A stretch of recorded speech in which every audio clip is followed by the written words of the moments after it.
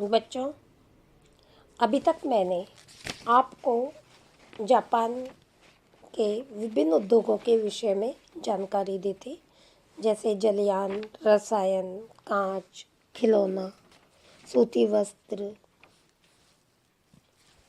इनके विषय में बताया था। आज मैं आपको जापान के सीमेंट उद्योग के विषय में बताऊंगी। जापान में सीमेंट उद्योग ने काफ़ी प्रगति की है। यह रूस तथा संयुक्त राज्य अमेरिका के बाद विश्व में अपना महत्वपूर्ण स्थान रखता है। यहाँ विश्व का 9% सीमेंट उत्पादित किया जाता है। यहाँ सीमेंट के लिए आवश्यक चूना पत्थर पर्याप्त मात्रा में मिल जाता है। यहाँ उत्तम कोटि का सीमेंट का निर्माण किया जाता है। इसी कारण जापान में निर्मित सीमेंट की अंतर्राष्ट्रीय मांग बहुत अधिक है। यहाँ की cement Bharat, Malaysia, Burma, Philippines, Korea, Taiwan, Iran, Thailand आदि देशों को भेजी जाती है, यानी निर्यात किया जाता है। जापान की अधिकांश सीमेंट एशिया देशों में ही निर्यात की जाती है। उत्पादक केंद्र व उत्पादन। जापान में सीमेंट बनाने का प्रथम कारखाना टोक्यो नगर के फुकागावा नामक स्थान पर स्थापित किया। इसके बाद अनेक स्थानों पर सीमेंट के कारखाने खुले तथा उद्योग की तीव्र गति से उन्नति हुई। द्वितीय विश्व युद्ध से पूर्व यहाँ 60 लाख मीट्रिक टन सीमेंट प्रति वर्ष उत्पादित किया जाता था। विश्व युद्ध के दौरान इस उद्योग को काफ़ी क्षति पहुंची, लेकिन युद्ध के बाद इस उद्योग को फिर से विकसित किया गया। अब यह देश युद्ध पूर्व की अपेक्षा 2 गुणों से भी अधिक सीमेंट बनाया जाता है। जापान में ओसाका, कोबे, योकोहामा प्रमुख सीमेंट के केंद्र हैं। जापान में औद्योगिक उन्नति के कई कारण हैं। जापान एशिया महाद्वीप का अकेला ऐसा देश है जो औद्योगिक विकास की उस चरम सीमा तक पहुंच गया है जहां तक पहुंचना साधन संपन्न विकसित देशों के लिए भी बहुत कठिन है। यानी यहाँ पे भूभाग की कमी है, खनिज संपदा बहुत कम है, शक्ति के साधनों में सफ़ेद कोयला यानी जल विद्युत है, कोयले की यहाँ कमी है, पेट्रोल नहीं है। फिर भी आज यह देश औद्योगिक दृष्टि से काफ़ी उन्नति कर रहा है। यह विश्व का प्रमुख औद्योगिक राष्ट्र है। 20वीं शताब्दी में जापान ने अद्वितीय औद्योगिक विकास किया।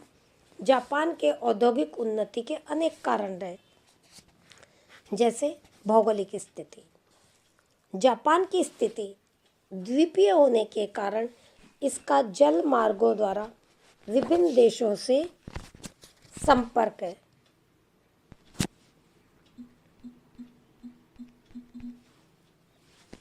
विभिन्न देशों से संपर्क स्थापित है। जापान के लिए कच्चे माल के स्रोत एशिया के बहुत से देश हैं। आपको मैंने पहले भी बताया था कि जो समुद्र होता है वो यातायात का सबसे सस्ता साधन होता है। तो ये जो जापान है, चूँकि इसमें यहाँ कच्चे माल की कमी है, अतः समुद्र होने के कारण यह कम खर्चे पे कच्चा माल आसानी से मंगा लेता है। दूसरा, अनुकूलतम जलवायु। इस देश की जलवायु रेशम, कपास आदि उत्पादन के लिए अनुकूल है। अक्षांशीय विस्तार अधिक होने के कारण इसके उत्तरी व दक्षिणी भाग की जलवायुवीय भिन्नता देखने को मिलती है। कच्चे माल की प्राप्ति। यद्यपि जापान में लोहा, कोयला, कपास आदि कच्चे माल की कमी है, फिर भी जापान अति तीव्र गति से औद्योगिक विकास कर रहा है। इसका प्रमुख कारण विदेशों से सस्ते कच्चे माल का प्राप्त होना है। जल विद्युत। औद्योगिक शक्ति के साधन कोयले की कमी है, पर सस्ती जल विद्युत द्वारा उसकी पूर्ति की जाती है।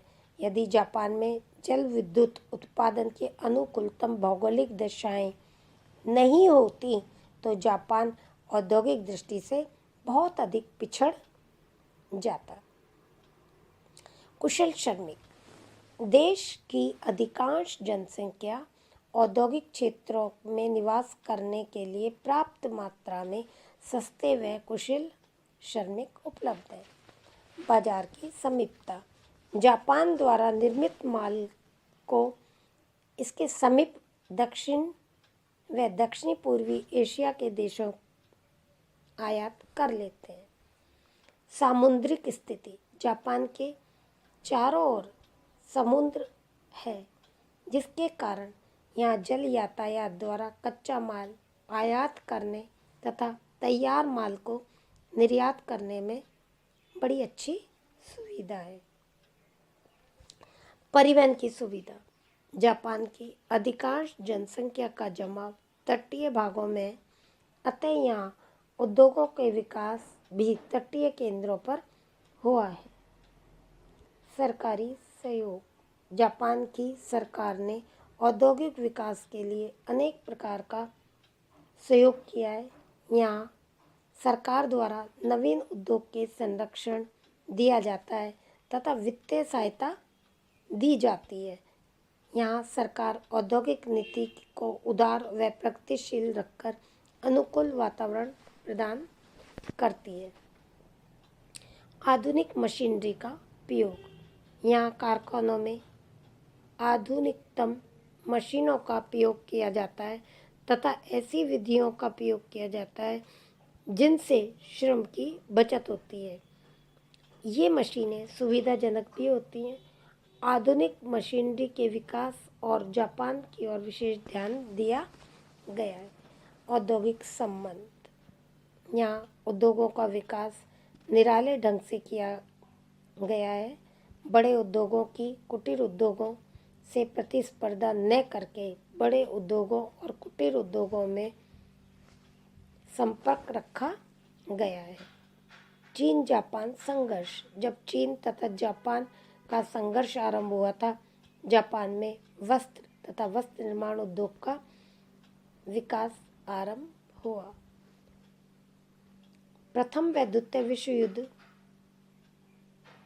विश्व युद्ध में शामिल हो जाने के कारण जापान को सैनिक तथा आम जनता की मांग की पूर्ति के लिए सूती वस्त्र, ऊनी वस्त्र, रेशमी वस्त्र, जलयान, वायुयान, मशीनरी आदि का निर्माण में वृद्धि करनी पड़ी। तो इससे पता पड़ता है आज जापान विश्व के अंदर औद्योगिक दृष्टि से इतनी उन्नति कर रहा है, उसका मुख्य कारण है यहाँ पे भौगोलिक एवं मानवीय परिस्थितियाँ उद्योगों की दृष्टि से उपयुक्त है, साथ में सरकार का भी पूरा सहयोग है। धन्यवाद बच्चों। अब कल मैं इससे आगे आपको जापान के औद्योगिक प्रदेशों के विषय में जानकारी दूंगी। धन्यवाद।